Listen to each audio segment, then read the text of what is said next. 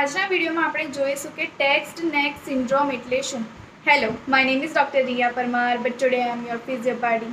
દિવસભર long time સુધી ગરદન નીચે અથવા આગળની તરફ ઝુકાવીને ફોન જોવાથી ઘણી સમસ્યાઓ ઉદ્ભવે છે.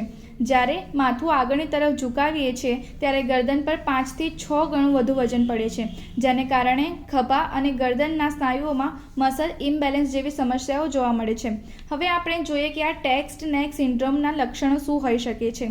ફર્સ્ટ ઓફ ઓલ, નેક સ્ટીફનેસ.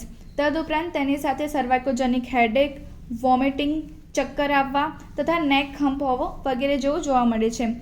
આને આપણે સામાન્ય રીતે ટેક્સ્ટ નેક સિન્ડ્રોમ કહીએ છીએ.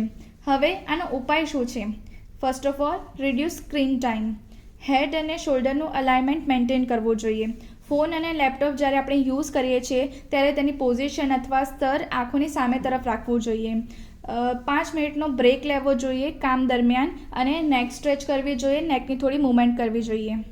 આજથી તમે પણ એક હેલ્ધી અને સ્માર્ટ હેબિટ અપનાવો અને તમારી ગરદનની કાળજી રાખો. ધન્યવાદ.